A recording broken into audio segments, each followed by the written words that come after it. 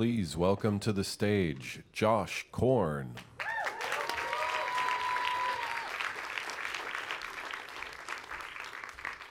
Good afternoon, everyone. My name is Josh Korn, and my thesis is titled, no. We're gonna skip that one for later. Haha. Awe and astonishment, wonder in the age of democratized magic. Sounds like a thesis title, doesn't it? Now, what do I mean by wonder in the age of democratized magic? Well, as technology has evolved over the past 50 years to the point where we each have devices in our pockets that can conjure up almost any information whenever we desire, a door has been closing to curiosity and wonder. And in the future, we can only assume that this trend will continue, especially with the new generation of digital natives. The great magician Harry Keller wrote, "The end of all magic is to feed with mystery the human mind, which dearly loves mystery. So leave every mystery forever unexplained." Now, this is a nice sentiment, but as we've seen through history, explaining mysteries is what humans love to do. Science pushes on to understand the world around us, and as technology continues to innovate, we've seen a diminishment in the value we place on the unknown and the mysteries around us. On the other side of this, as we've seen the internet spread in the past 20 years, the face of performance magic has changed forever. While performers have found new audiences on video sharing sites like YouTube, at the same time, brick-and-mortar magic shops are closing due to the spread of web-based magic stores. Secrets are being exposed on forums, and new self-indulgent styles of performance magic have popped up, like cardistry or XCM, which is extreme card manipulation. Now, when I was younger, I used to perform grand stage illusions for large audiences, but more and more, thank you, I've seen other magicians' interests lie less in performing for audiences and more in performing for magicians. Magician and author S.H. Sharp writes, "The underlying purpose of magic is not to deceive people, but to encourage them to approach life and cosmos in a state of wonder." Well, if magicians are to be what Paul Harris calls an astonishment guide and lead people to feel more wonder in the world, then this certainly doesn't seem to be working. With this in mind, I went back through history and found an interesting story about one of magic's most iconic illusions and its inventor, P.T. Selbit. P.T. Selbit was the creator of the sawing through a woman illusion that he designed in 1921, shortly after the end of World War I. He designed an illusion that showed a woman being cut in half and then restored at the same time that the world was desensitized by war and needed a new, more shocking style of magic. Knowing that magic has this ability to transform its audiences, or at the very least provide a brief release from the pressures of everyday life, I designed a co-creation workshop that asked the questions, how could we design magic effects that related to our time? Attendees broke into groups, and after determining the zeitgeists, collective traumas, or calamities of our time, they developed effects that they felt would relate to the public. They even crafted detailed drawings, scripts, and even names for the tricks, after which I had them build the necessary props and then perform for the group. The work they created was amazing, but one key insight I had was akin to Henry Ford's findings.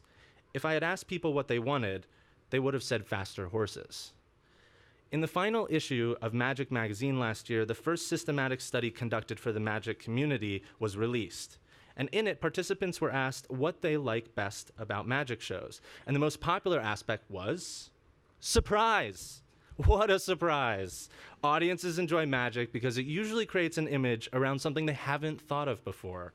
So to do this myself, I tried to look deeper at some of the inherent meta-narratives in magic to see where I could develop new performance structures, and I found through talking with Alex Stone, the author of Fooling Houdini, that magic has a timeless underlying archetypal language to it, a primitive symbolism.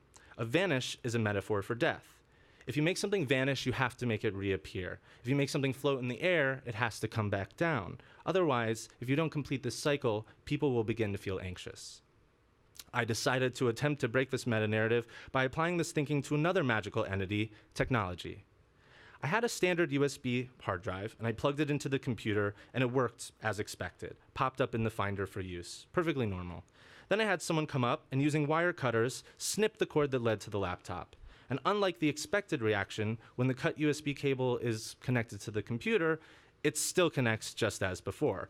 It could be unplugged, it could be plugged back in, and pop up for use. So in this effect, we don't see the typical cut and restored effect that we're used to in magic, but instead we see cut yet unharmed. Michael Mangan, in his book, Performing Dark Arts, writes that conjuring is all about power of one sort or another. The problem, however, is that power and its workings are complex phenomena, changing in form along with historically specific circumstances in which they're embedded. The magician holds the power because they know the secrets. This is ironic, though, because as illusion designer Jim Steinmeier says, magicians guard an empty safe, and they guard it so that people don't know that it's empty. But how can we shift this power and enable audience members to actually become participants? Or better yet, give them the control and power itself and move magic from stage to experience design. So I took this idea, and by adding some creative alchemy, I used something ubiquitous, QR codes, and subverted expectations by giving them a new function, becoming a musical instrument. This led me to an app I built called QOrchestra. QOrchestra is a standard QR code reader, but it uses some special codes to trigger sound effects. When played in succession, the codes are able to produce an orchestral piece. Now, this app doesn't use magic in the traditional sense, but instead, through innovative uses of technology, gives others the power to explore and create.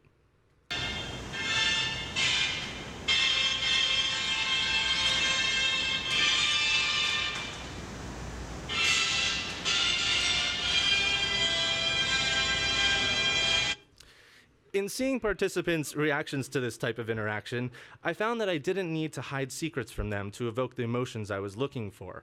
In fact, as early as 1911, David Devant and John Neville Maskelyne, magicians and successive presidents of the British organization the Magic Circle, argued that there was nothing wrong with revealing the secrets of the trade, precisely because magic did not reside in those secrets, but in the artistry of the performer. They felt that they had a moral obligation to expose their craft in order to enable it as an art. After removing the design constraint of hiding the secret, I returned to my research and found that Philip Fisher, in his book Wonder, the Rainbow, and the Aesthetics of Rare Experiences, outlines the many reasons why we feel awe when we look at a rainbow. I'll focus on just two of them.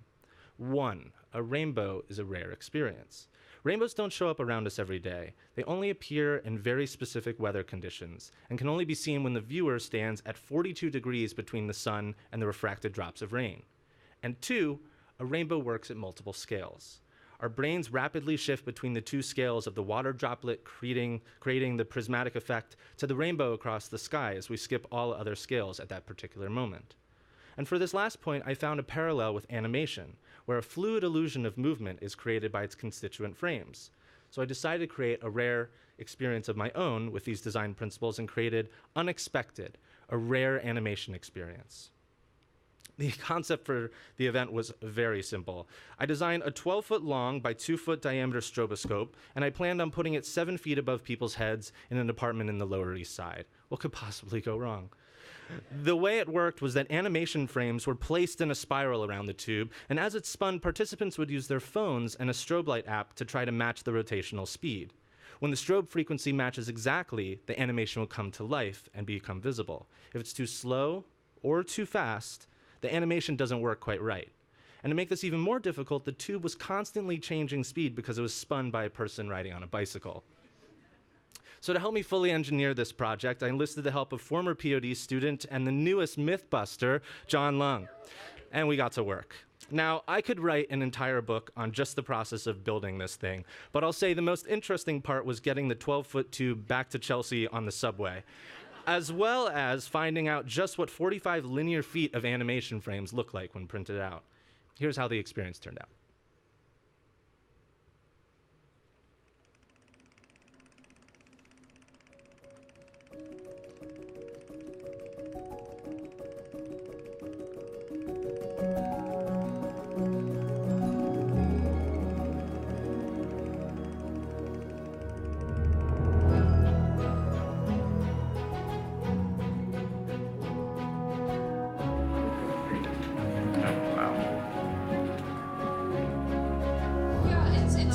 Whoa! Oh my god, that's so cool. Oh my gosh.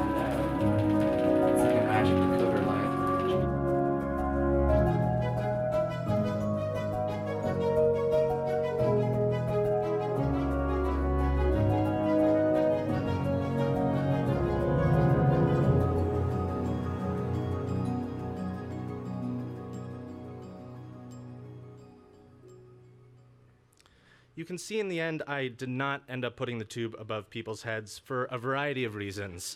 But the goal of the project was met, and it was a great success. Though only for brief moments when people got the strobe frequency just right, the animation was clearly visible, and audible screams of joy were heard in the room. A perfect illustration of wonder in the age of democratized magic.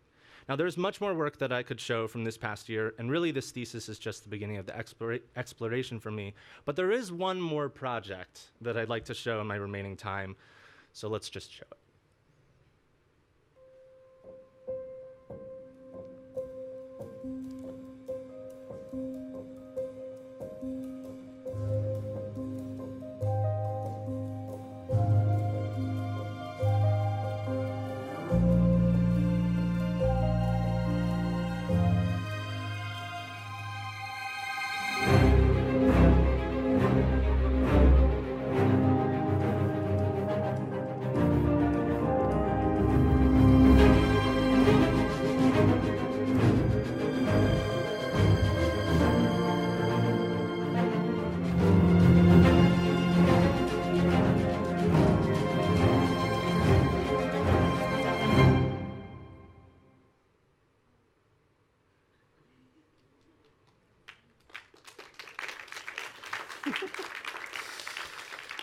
I'd like to end today by quoting The Great Gatsby. Tomorrow we will run faster, stretch out our arms farther, and one fine morning, thank you.